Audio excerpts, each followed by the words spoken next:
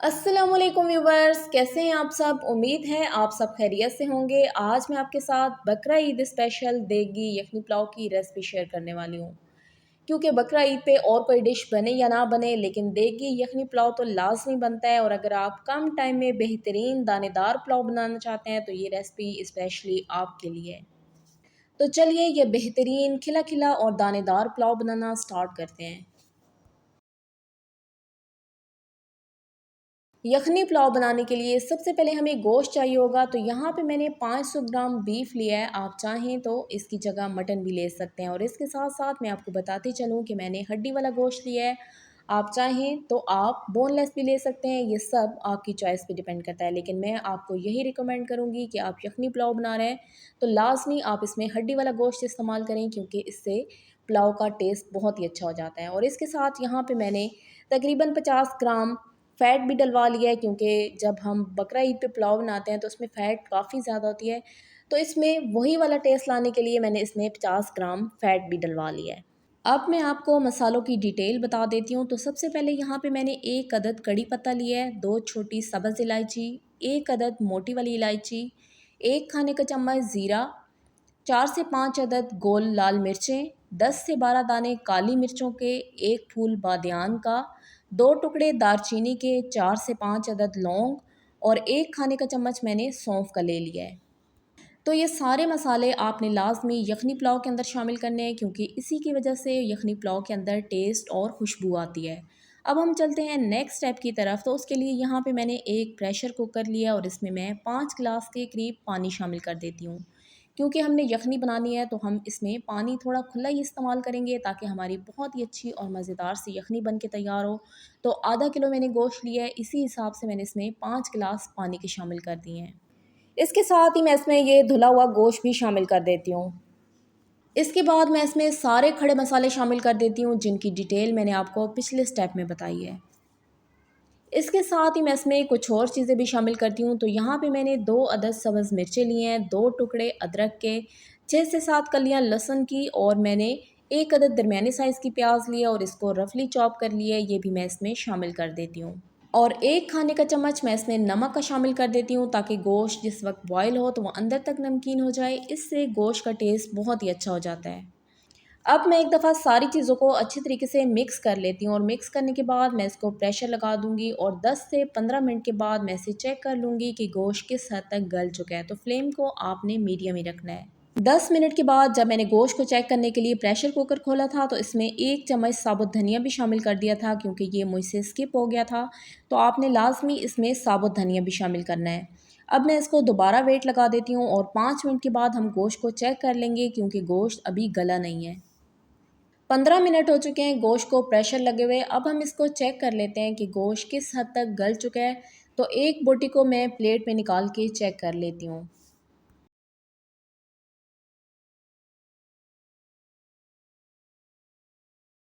तो देखिए व्यूवर्स, माशाल्लाह से गोश्त अच्छे तरीके से गल चुका है। आपने भी इसको इसी हद तक गलाना है। अब इसके अंदर जितनी भी बोटियाँ हैं आपने उनको निकाल के साइड पे कर देना है, और इस यखनी को आपने स्टेन कर लेना है।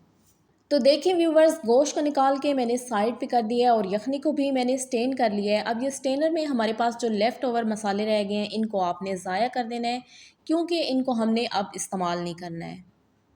अब हम आते हैं अपने फाइनल स्टेप की तरफ। तो उसके लिए यहाँ पे मैंने एक पैन लिया और इसमें मैं हाफ़ कप कुकिंग ऑयल का शामिल कर देती हूँ। मैंने क्योंकि गोश्त के अंदर फ़ैट भी डलवा ली थी, और बकरा ईद पे भी जो गोश्त होता है उसमें फ़ैट काफ़ी ज़्यादा होती है, तो ऑयल का इस्तेमाल आपने बिल्कुल कम करना है। जैसे ही ऑयल हल्का सा गर्म हो जाएगा तो मैं इसमें प्याज शामिल कर दूंगी। यहाँ पे मैंने 3 अदद दरमियाने साइज़ की प्याज ली थी और इनको मैंने स्लाइस की शक्ल में काट लिया है। ये मैं इसमें शामिल कर देती हूँ। अभी आपको ये प्याज बहुत ज़्यादा लग रहे होंगे, लेकिन इसमें से कुछ प्याज निकाल के हमने गार्निशिंग के लिए इस्तेमाल करने हैं, तो ये बैलेंस हो जाएंगे। लेकिन अभी एक दफ़ा हम सारे प्याज़ों को अच्छे तरीके से गोल्डन फ्राई कर लेते हैं। 5 से 6 मिनट के लिए मैंने मीडियम फ्लेम पे प्याज़ों को फ्राई किया, और देखिए व्यूअर्स, इन पे बहुत ही अच्छा सा गोल्डन कलर आ गया है। तो बहुत ज़्यादा आपने इनको ब्राउन नहीं करना है। अब इसमें से आधी प्याज निकाल के मैं साइड पे कर देती हूँ, और आधी प्याज मैं पैन के अंदर ही रहने देती हूँ। प्याज निकालने के फ़ौरन बाद मैं इसमें 2 खाने के चम्मच ताज़ा कुटा हुआ लहसुन अदरक शामिल कर देती हूँ, और इसको एक दफ़ा अच्छे तरीके से मिक्स कर लेती हूँ, ताकि प्याज़ों पे मज़ीद कलर ना आए। इसके बाद मैं इसमें गोश्त शामिल कर देती हूँ, जिसको निकाल के मैंने साइड पे रख दिया था। और अब हम इसमें कुछ और मसाले शामिल करेंगे। तो सबसे पहले यहाँ पे मैंने 2 से 3 अदद हरी मिर्चें ली हैं और इनको मोटा-मोटा कूट लिया है। ये भी मैं इसमें शामिल कर देती हूँ और इन्हीं हरी मिर्चों की वजह से यखनी पुलाव के अंदर बहुत ही अच्छा-सा टेस्ट और खुशबू आती है, क्योंकि इसमें हम सुरख मिर्चों का इस्तेमाल बिल्कुल नहीं करते हैं और इसमें जो तीखापन होता है वो इन्हीं हरी मिर्चों की वजह से आता है। और साथ ही मैं इसमें 2 खाने के चम्मच नमक की भी शामिल कर देती हूँ, क्योंकि यखनी के अंदर भी हमने नमक शामिल किया था, तो आपने नमक का इस्तेमाल कम करना है। बाद में हम इसको चख लेंगे, अगर कम लगेगा तो फिर हम इसमें मज़ीद नमक शामिल कर देंगे। अब हम 4 से 5 मिनट के लिए गोश्त की अच्छे तरीके से भुनाई कर लेते हैं। तो मैंने 3 ग्लास चावलों के लिए हैं और इसी हिसाब से मैंने इसमें 3 खाने के चम्मच नमक के शामिल कर दिए हैं। ये वैसे तो बिल्कुल परफेक्ट मेजरमेंट होती है, लेकिन फिर भी हम इसको बाद में चख लेंगे, अगर नमक कम होगा तो हम इसमें मज़ीद शामिल कर देंगे। इसके साथ ही पुलाव के टेस्ट और खुशबू को एनहांस करने के लिए मैं इसमें 1 खाने का चम्मच साबुत गरम मसाला भी शामिल कर दूंगी। 5 से 6 मिनट के लिए मैंने गोश्त को अच्छे तरीके से भून लिया है। अब मैं इसके अंदर यखनी शामिल कर देती हूँ। तो यहाँ पे मेरे पास 3.5 गिलास यखनी के थे और 1 गिलास मैंने इसमें पानी का शामिल किया है। और मैं 1.5 गुना के हिसाब से इसमें यखनी और पानी शामिल कर रही हूँ, क्योंकि मेरे पास 3 गिलास चावलों के हैं, जिनको मैंने 1 घंटे के लिए भिगो के रख दिया था। यखनी शामिल करने के बाद अब मैं इसे कवर कर देती हूँ। फ्लेम को मैंने हाई कर दिया है ताकि इसमें बहुत ही अच्छा सा उबाल आ जाए।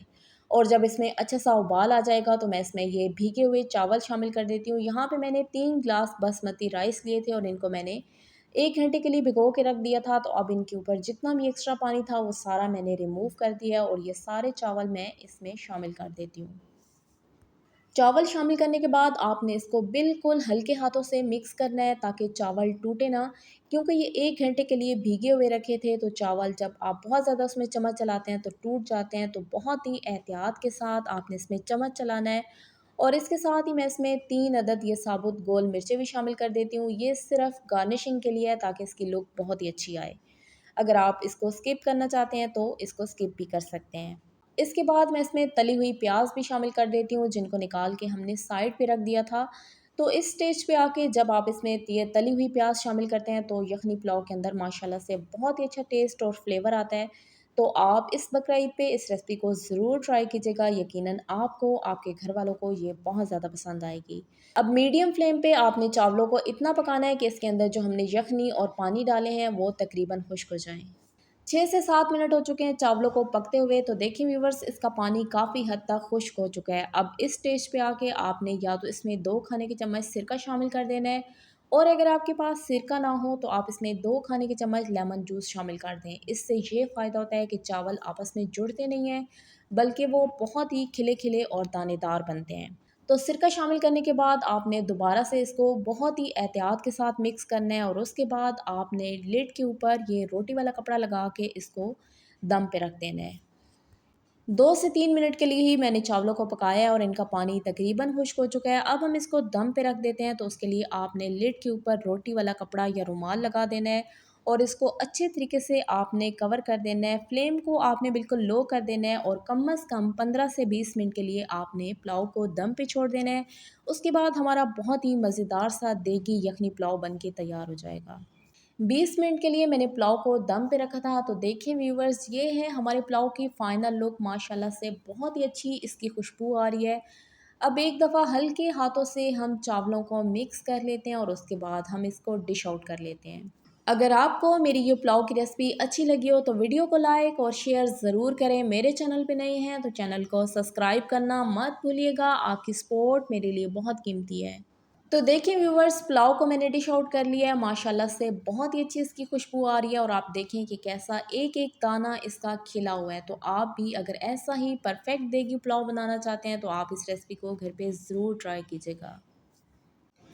दुआओं में याद रखिएगा। मिलते हैं एक नई रेसिपी के साथ, तब तक के लिए शुक्रिया। अल्लाह हाफिज़।